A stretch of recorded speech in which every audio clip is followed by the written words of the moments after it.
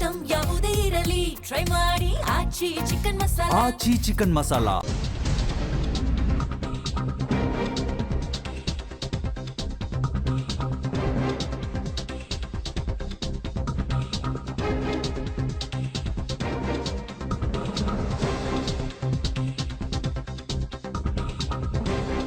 Iran ಪಟ್ಟಿಯಲ್ಲಿ ನಾನು number 1. ನನ್ನ ಹತ್ಯೆಗೆ ಸಂಚು ರೂಪಿಸಲಾಗ್ತಾ ಇದೆ. ಅಮೆರಿಕ ಅಧ್ಯಕ್ಷ ಡೊನಾಲ್ಡ್ ಟ್ರಂಪ್ ಹೇಳಿಕೆಯನ್ನ ಬಿಡುಗಡೆ ಮಾಡಿದ್ದಾರೆ. ನನ್ನನ್ನೇ ಟಾರ್ಗೆಟ್ ಮಾಡಿದ್ದಾರೆ ನನ್ನ ಹತ್ಯೆ ಮಾಡಕ್ಕೆ. ನಾನೇ ಅವರ ಪಟ್ಟಿಯಲ್ಲಿ ನಂಬರ್ 1. ಇರಾನ್ ಹಿಟ್ ಲಿಸ್ಟ್ನಲ್ಲಿ ನಾನು ನಂಬರ್ 1 ಅಂತ ಟ್ರಂಪ್ ಈಗ ಹೇಳಿಕೊಂಡಿರೋದು. ಸೊ ಇರಾನ್ ನನ್ನನ್ನು ಟಾರ್ಗೆಟ್ ಮಾಡಬಹುದು ಅನ್ನುವಂಥದ್ದನ್ನು ಈಗ ಟ್ರಂಪ್ ಹೇಳಿಕೊಳ್ತಾ ಇದ್ದಾರೆ. ಸೊ ಇದು ಅಮೆರಿಕ ದಾಳಿ ಮಾಡಿದ ನಂತರ ಇರಾನ್ ಸುಮ್ಮನೆ ಕೂತಾ ಇಲ್ಲ. ಇರಾನು ಸುಮ್ಮನೆ ಕೂತ್ಕೊಂಡಿಲ್ಲ. ಇರಾನು ಈಗ ನೇರವಾಗಿ ಅಮೆರಿಕ ಮೇಲೆ ದಾಳಿ ಮಾಡೋಕ್ಕಾಗಲ್ಲ. 12-13 ಸಾವಿರ ಕಿಲೋಮೀಟರ್ ದೂರದಲ್ಲಿದೆ ಅಮೆರಿಕ.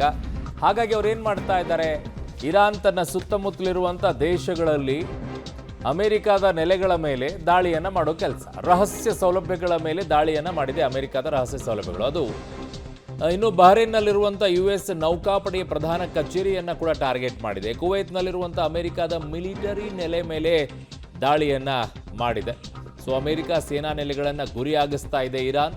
ಕಾರಣ ನೇರವಾಗಿ ಅಮೆರಿಕ ಮೇಲೆ ದಾಳಿ ಮಾಡೋಕ್ಕಾಗೋದಿಲ್ಲ. ಅಮೆರಿಕ ಬೆಂಬಲಿಸಿದ ರಾಷ್ಟ್ರಗಳ ಮೇಲೂ ಕೂಡ ಇರಾನ್ ದಾಳಿಯನ್ನು ಮಾಡ್ತಾ ಇರೋದು.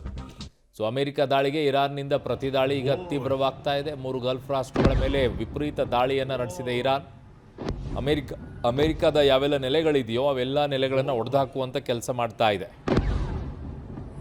ನನ್ನ ಸಹೋದ್ಯೋಗಿ ಶಬೀರ್ ನನ್ನ ಸಂಪರ್ಕಕ್ಕೆ ಸಿಗ್ತಾ ಇದ್ದಾರೆ. ಶಬೀರ್, ಹಿಂಗೆ ಮುಗಿದೋಯ್ತಪ್ಪ, ಎಲ್ಲ ಮಾತುಕತೆ ಆಗೋಯ್ತು, ಒಂಚೂರು ನೆಮ್ಮದಿಯನ್ನು ಇಟ್ಟಿಸಿರು ಬಿಡೋಣ ಅಂತ ಅನ್ನುವಷ್ಟರಲ್ಲೇನೆ ಮತ್ತೆ ಈಗ ಇವ್ರು ಶುರು ಆಯಿತು ಅಂದಮೇಲೆ ಮತ್ತೆ ನಮಗೆ ಭಯ ಇರೋದು ಇವ್ರು ಯುದ್ಧ ಮಾಡ್ತಾ ಇರೋದಕ್ಕಲ್ಲ, ಮತ್ತೆ ಎಲ್ಲಿ ಬೆಲೆ ಏರಿಕೆಗಳಾಗ್ಬಿಡುತ್ತೋ, ಮತ್ತೆ ಎಲ್ಲಿ ತೈಲ ಸಿಗೋದಿಲ್ವೋ, ಮತ್ತೆ ಎಲ್ಲಿ ಪರದಾಡಬೇಕು ಅಂತ ಹೇಳಿ.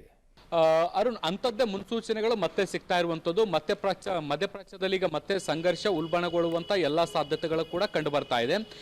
ಮುಖ್ಯವಾಗಿ ಹಾರ್ಮುಜ್ ಜಲಸಂಧಿಯ ಮೇಲೆ ನಿಯಂತ್ರಣ ಹೊಂದುವ ವಿಚಾರಕ್ಕೆ ಸಂಬಂಧಪಟ್ಟಂತೆ ಈಗ ಅಮೆರಿಕ ಮತ್ತು ಇರಾನ್ ನಡುವೆ 3ನೇ ಹಂತದಲ್ಲಿ ಈ ಸಂಘರ್ಷ ಏರ್ಪಡ್ತಾ ಇರುವಂಥದ್ದು.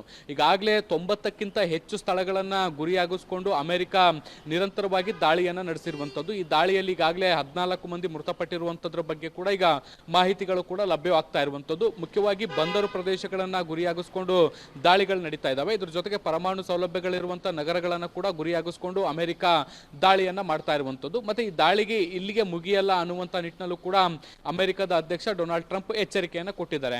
ಅಮೆರಿಕ, ನಾನು ಇರಾನ್ನ ಹಿಟ್ ಲಿಸ್ಟ್ನಲ್ಲಿ ಮೊದಲ ನಂಬರ್ 1 ನಲ್ಲಿದ್ದೀನಿ, ಸೊ ನನ್ನ ಮೇಲೆ ದಾಳಿಗಳಾಗಬಹುದಾದಂಥ ಸಾಧ್ಯತೆಗಳು ಕೂಡ ಇದಾವೆ, ಹೀಗಾಗಿ ನಾವು ಅದನ್ನ ನಿಗ್ರಹಿಸುವಂಥ ನಿಟ್ಟಿನಲ್ಲಿ ಕೆಲಸವನ್ನ ಮಾಡ್ತೀವಿ ಅನ್ನುವಂಥ ನಿಟ್ಟಿನಲ್ಲಿ ಅವರು ಹೇಳಿಕೆಯನ್ನು ಕೊಟ್ಟಿರುವಂಥದ್ದು. ಮತ್ತೆ ಇರಾನ್ ಒಂದು ಹೇಟನ್ನು ಹೊಡೆದ್ರೆ ನಾವು 20 ಬಾರಿ ಬಲವಾಗಿ ಅದಕ್ಕೆ ಪ್ರತಿಕ್ರಿಯಿಸ್ತೀವಿ ಅನ್ನುವಂಥ ನಿಟ್ಟಿನಲ್ಲೂ ಕೂಡ ಅವರು ಹೇಳಿಕೆಯನ್ನು ಕೊಟ್ಟಿರುವಂಥದ್ದು. ಸೊ ಅಲ್ಲಿಗೆ ಬಹಳ ದೊಡ್ಡ ಪ್ರಮಾಣದ ದಾಳಿಗಳನ್ನು ನಾವು ಮಾಡ್ತೀವಿ ಮುಂದೆ ಅನ್ನುವಂಥದ್ದನ್ನು ಕೂಡ ಅವರು ಸ್ಪಷ್ಟಪಡಿಸಿರುವಂಥದ್ದು. ಸೊ ಈ ನಡುವೆ ಇರಾನ್ ಕೂಡ ಇದಕ್ಕೆ ಪ್ರತಿಯಾಗಿ ಮಧ್ಯಪ್ರಾಚ್ಯದಲ್ಲಿರುವಂತಹ ಕತಾರ್, ಬಹ್ರೇನ್, ಬೇರೆ ಬೇರೆ ಪ್ರಮುಖ ದೇಶಗಳೇನಿದ್ದಾವೆ ಇಲ್ಲಿರುವಂತಹ ಅಮೆರಿಕದ ಸೇನಾ ಸೌಲಭ್ಯಗಳನ್ನು ಗುರಿಯಾಗಿಸ್ಕೊಂಡು ದಾಳಿ ನಡೆಸುವಂತ ಕೆಲಸಗಳು ಕೂಡ ಆಗ್ತಾ ಇರುವಂಥದ್ದು. ಸೊ ಹೀಗಾಗಿ ದಾಳಿ ಪ್ರತಿ ದಾಳಿಗಳು ತೀವ್ರವಾದಷ್ಟು ಮಧ್ಯಪ್ರಾಚ್ಯದಲ್ಲಿ ಮತ್ತೆ ಸಂಘರ್ಷ ಏರ್ಪಡುವಂತ ಸಾಧ್ಯತೆಗಳಿದಾವೆ. ಇದರಿಂದ ಹಾರ್ಮುಜ್ ಜಲಸಂಧಿಯ ಮೇಲೆ ಮತ್ತಷ್ಟು ಬಿಗಿ ಹಿಡಿತಗಳು ಅಥವಾ ದಾಳಿಗಳು ಹೆಚ್ಚಾಗುವಂತ ಸಾಧ್ಯತೆಗಳು ಕೂಡ ಇದಾವೆ. ಸೊ ಹೀಗಾಗಿ ಹಡಗುಗಳ ಸಂಚಾರಕ್ಕೂ ಕೂಡ ಅಡೆತಡೆ ಉಂಟಾಗೋದ್ರಿಂದ ಜಾಗತಿಕವಾಗಿ ಅನಿಲ ಮತ್ತೆ ಕಚ್ಚಾ ತೈಲದ ಪೂರೈಕೆಯಲ್ಲೂ ಕೂಡ ಒಂದಷ್ಟು ವ್ಯತ್ಯಯ ಆಗುವಂತ ಸಾಧ್ಯತೆಗಳಿದಾವೆ. ಅದರ ನೇರ ಪರಿಣಾಮ ಜಗತ್ತಿನ ಮೇಲೆ ಆಗುತ್ತೆ. ಅದರಲ್ಲೂ ಕೂಡ ಏಷ್ಯಾದ ಮೇಲೂ ಕೂಡ ಬಹಳ ದೊಡ್ಡ ಪರಿಣಾಮಗಳಾಗುವಂತ ಸಾಧ್ಯತೆಗಳು ಕೂಡ ಇದಾವೆ. ಅರುಣ್.